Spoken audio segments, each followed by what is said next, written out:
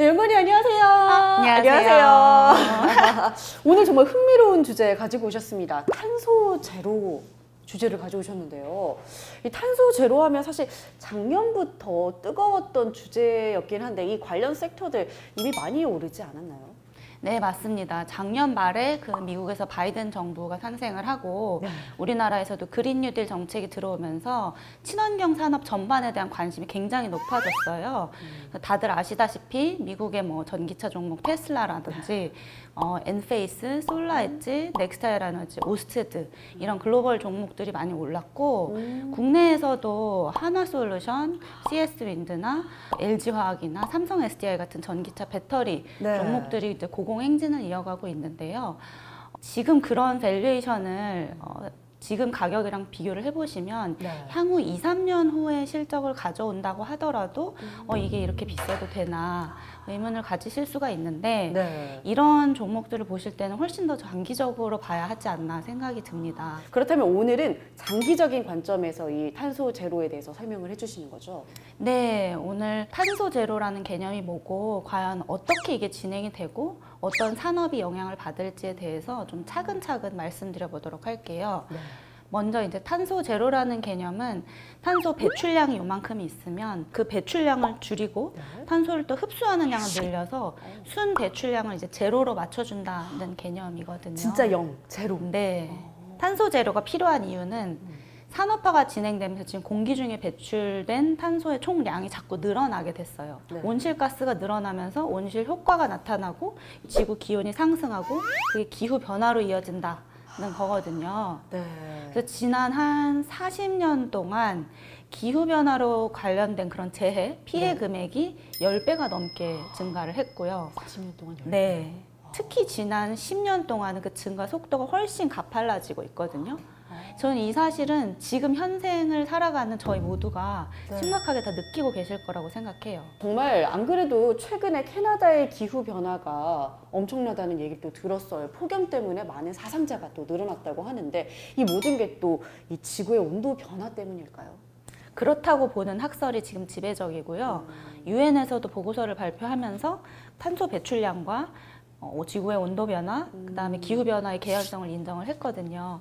그래서 지금 기후 변화의 폭을 보시면 산업화, 그러니까 1850년을 기점으로 해서 지금까지 지구의 온도가 1.1도 올랐어요. 근데 이 속도대로 만약에 간다고 하면 한 2030년까지는 1.5도, 2050년까지는 3도가 올라갈 거라고 예측이 되거든요. 근데 이게 왜 무서운 건가 하면은 기후학자들이 얘기하는 인류 존속의 마지노선이 지구 온도가 한 2도씨 정도까지 상승하는 거예요.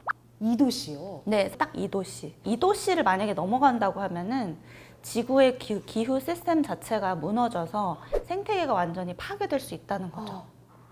지금 말씀하신 캐나다나 일본의 기후 재앙 이런 것들도 다 그 연장선상이라고 보시면 될 것 같아요. 사실 이 환경 문제는 예전부터 계속 이 논의되어 왔던 건데 왜 갑자기 이 탄소 제로라는 단어가 나오면서 또 여기에 대한 관심이 또 집중되고 있을까요?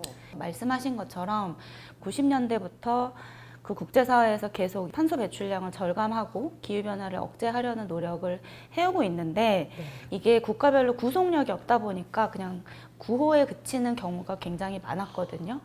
그런데 여기서 이제 코로나19가 역할을 하나 했습니다. 이 바이러스가 원래는 동물의 서식지에 있던 것들이 인간 세계로 이제 내려왔다. 결국은 다 인간이 야기한 환경 파괴 때문이 아니냐. 이런데 이제 인식이 모아지면서 환경산업에 대한 관심이 훨씬 높아진 거거든요. 정말 왼수 같은 이 코로나가 정말 다 나쁜 것만 아니었네요. 이번 환경에 관해서만은 좀 큰일을 했네요. 그렇죠. 그러니까 국가들 입장에서는 지금 다 경기 침체잖아요. 이 침체 국면을 어떻게 하면 되살릴 수 있을까 여러 가지 뉴딜 정책이 나오는데 다 이제 그린 뉴딜이 나오고 있죠. 그린이 꼭 붙어요. 네, 이 침체된 경기 상황을 부스트업하기 위해서 그런 신산업을 육성해야 될 니즈가 국가별로 생기다 보니까 성장 동력을 찾아야 되는 선진국들 위주로 그런 그린 뉴딜 정책이 많이 도입이 되고 있습니다. 연구원님, 정말 탄소 제로 어떻게 달성할 수 있을까요? 저는 잘 모르겠어요. 지금 국가별로 탄소 제로 다 선언을 했고 여러 가지 정책들이 도입이 되고 있는데 가장 기업을 움직이는 동인은 저는 금융이라고 생각해요. 지금 2013년도에 월드뱅크에서 석탄 투자를 더 이상 하지 않겠다고 선언을 했거든요. 국가별 이제 연기금이나 글로벌 투자은행 같은 큰 손들이 거기에 동참을 했어요. 그 선언에.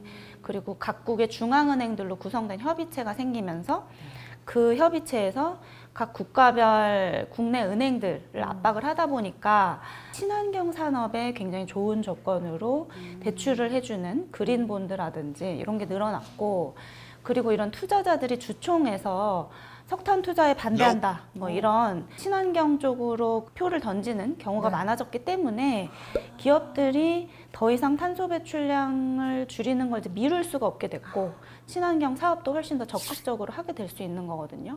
그러니까 이제 탄소 제로로 갈 수 있는 그런 약간 길은 좀 더 뚫리고 있다라고 보여져요. 그렇다면 얼마나 저희가 좀 이렇게 줄여야 되는지 그 수치를 좀 알 수 있을까요?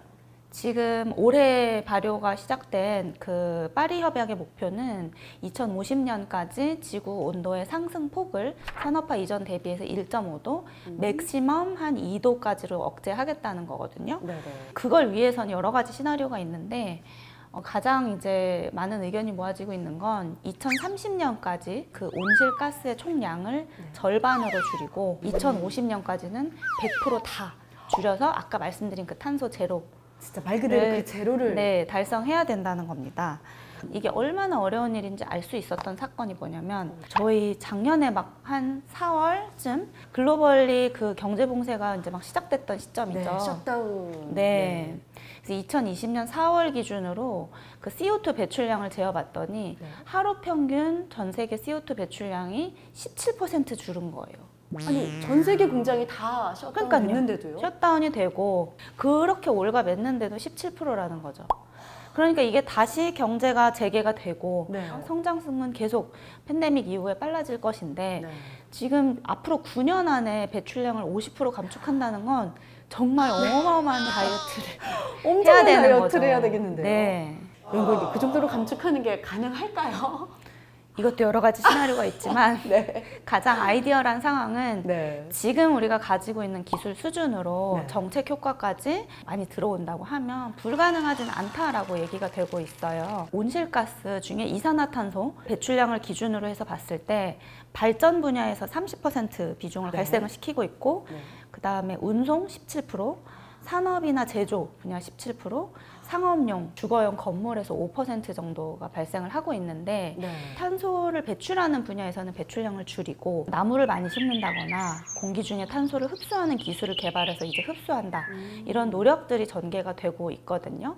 그래서 이런 노력들을 좀 장기적으로 해서 두 단계 트랙으로 말씀을 드리자면 한 2030년대까지는 전기화라는 게 진행될 것 같아요. 지금 화석연료를 기반으로 모든 경제 시스템이 운용이 되고 있는데 일단 웬만하면 태양광 풍력으로 생산한 전기로 바꿔보자라는 거거든요. 단지 전기를 못 쓰는 분야들이 있죠. 예를 들면 해상이나 항공운송, 그다음에 난방, 온수, 뭐 요리 이런 것들 열 에너지를 발생시켜야 되는 분야에서는 전기가 아직 감당이 안 돼요. 그러다 보니까 에너지 사용량을 어쨌든 효율화시키는 그런 노력이 반드시 부수적으로 따라올 수밖에 없다. 아까 제가 투트랙 말씀드렸는데 이 전기화가 진행이 되고 나서 한 40년대가 넘어가서 보면 이제 수소경제 시대가 올 것 같아요. 그 전까지는 태양광과 풍력에 대한 의존도가 높아질 수밖에 없죠. 그래서 태양광이나 풍력의 가격이 많이 떨어진 국가들을 위주로 해서 2050년까지 전체 발전량 중에 한 56% 정도를 태양광과 풍력이 가져갈 걸로 보이고요. 두 개를 비교해 보자면 지금까지는 태양광이 좀 더 많이 깔려 있는데 풍력의 발전 성장 속도가 조금 더 빠를 것 같아요. 풍력 같은 경우에는 밤에도 발전을 할 수가 있고 먼 바다에다가 설치를 해도 되거든요. 그런 강점을 갖고 있긴 한데 문제는 이제 태양광이랑 풍력은 날씨나 지형의 영향을 굉장히 많이 받죠. 그래서 발전량이 엄청 들쭉날쭉하거든요. 그러다 보니까 태양광 같은 경우에는 그 이미 생산한 전기를 뭐 ESS에 저장한다든지 그리고 풍력은 먼 바다에서 생산한 전력을 수요지까지 손실 없이 끌어오는 송배전망 이런 게 이제 관건이 될 걸로 보입니다. 약간 원자력에도 살짝 의존을 할 수도 있겠네요. 굉장히 민감한 문제긴 한데요. 사실 우리나라는 자원 빈국이잖아요. 맞아요. 태양에너지나 뭐 바람 같은 경우에도 호주 아니면 캘리포니아나 네. 이런 동네를 따라갈 수가 없기 때문에 원자력을 어디까지 허용을 해야 할 건가, 아니면 그런 천연자원 부국에서 에너지를 수입해 와야 된다, 이런 얘기까지 사실 나오고 있는 실정입니다. 그렇다면 앞서 이 전기에 대해서 살짝 얘기를 하셨는데 전기차에 대한 전망 계속 기대해도 될까요? 전기차 사셨어요? 사려고 제가 지금 보고 있거든요. 네. 하나 그 전기차 시장의 희소식은 2035년부터 각종 그 나라들에서 기존의 그 내연기관차를 못 팔게 하는 그런 규제들이 도입이 되거든요. 아, 2035년부터? 네, 그때부터 이제 국가별로 속속 도입이 되면은 새 차는 다 전기차로나 하이브리드로만 사야 되는 거죠. 그러다 보니까 그 전기차 수요는 앞으로 점점 더 빠르게 늘어날 수밖에 없다라고 생각이 돼요.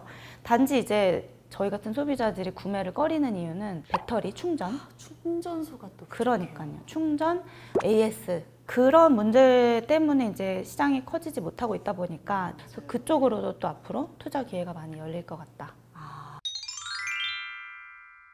그렇다면 그 외에 또 어떤 산업이 또 뜰까요? 수소차에 대해서도 굉장히 기대가 많아서 매출이 하나도 없는 니콜라 같은 회사들도 주식시장에서 인기를 끌었죠. 네. 근데 수소차는 저는 단시일 내에 시장이 크기는 어렵다고 생각을 해요. 수소차만 있다고 되는 게 아니라 수소를 생산하고 공급하고 이게 다 따라와줘야 되는데 네.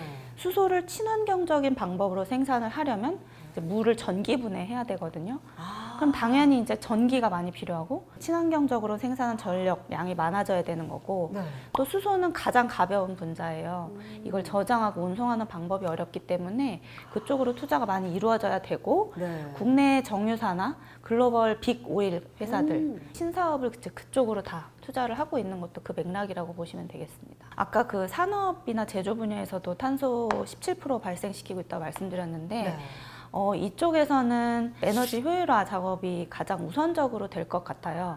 왜냐하면 그쪽의 탄소 배출량의 42%가 시멘트, 철강, 에틸렌 뭐 이런 쪽에서 나오는데 네. 이쪽 공정은 1000도씨 이상의 고열을 발생시켜야 되다 보니까 다른 에너지원을 사용하기가 사실상 어려워요. 그래서 수소 경제가 올 때까지는 무조건 에너지 효율화가 갈 수밖에 없고, 그 일을 하고 있는 이제 회사들이 유럽에서 뭐 슈나이더 일렉트릭이나 시멘스 같은 회사, 우리나라에서는 포스코 ICT, LS 일렉트릭, 현대 일렉트릭 같은 그런 제조사 계열사들이 에너지 효율화를 달성할 수 있는 사업들을 진행을 하고 있습니다.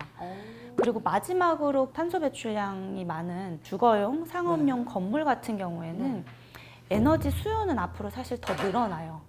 왜냐하면 개도국이 이제 소득이 늘어나다 보니까 에어컨 이런 쪽으로 해서 전력 수요가 엄청나게 증가하게 되거든요. 네. 그러다 보니 결국은 에너지 효율화가 유일한 해답이거든요. 하나 재미난 신기술이 있어요. 신기술이요? 네. 보일러나 에어컨을 대체할 수 있는 기술인데 네. 지하에는 이제 뭐 지하수나 지열 같은 에너지가 있죠. 네. 그걸 이렇게 펌프질을 해서 끌어올려가지고 어머. 공기 중에 있는 이 찬 공기나 뜨거운 공기랑 바꿔주는 거거든요. 그걸 해서 히트 펌프라고 하는데 말 그대로 히트 펌프. 네, 요게 이제 기존의 보일러보다 열 효율이 한 80% 정도 높게 나오거든요. 유럽에서는 19년도에 이제 유러피안 그린딜을 내놨는데 네. 그 그린딜의 주축 중에 하나가 오래된 건물에 개보수를 할 때 히트펌프를 넣는 쪽으로 그런 재정적인 지원을 풀겠다라고 얘기가 나오고 있어서 히트 펌프에도 또 집중을 하는군요, 유럽은. 네.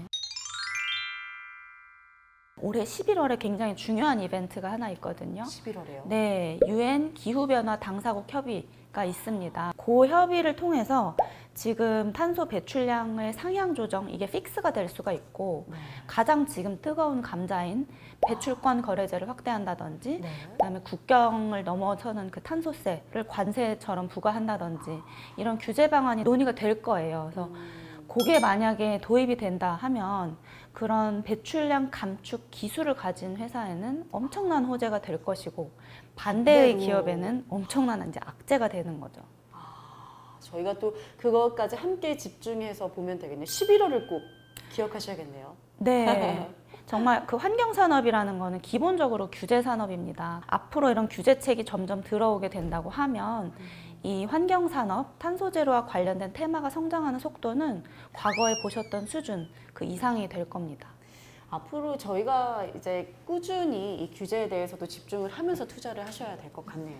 그렇죠. 그래서 저는 탄소 제로라는 거는 하나의 산업이 아니고 전 산업에 영향을 미칠 하나의 테마, 장기적인 테마이기 때문에 이쪽에 관심을 갖고 투자하시는 투자자분들께서는 훨씬 더 장기적인 시각으로 분석을 하셨으면 하는 바람입니다. 네, 오늘 송영주 연구원님과 함께 또 기후변화, 탄소 제로에 대해서 또 자세히 알아봤습니다.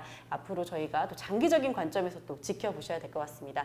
여러분의 스마트한 투자를 돕기 위해 준비한 투자 탐구 생활 오늘 아쉽지만 여기서 인사드리도록 할게요. 그럼 여러분 안녕! 구독, 좋아요 눌러주세요.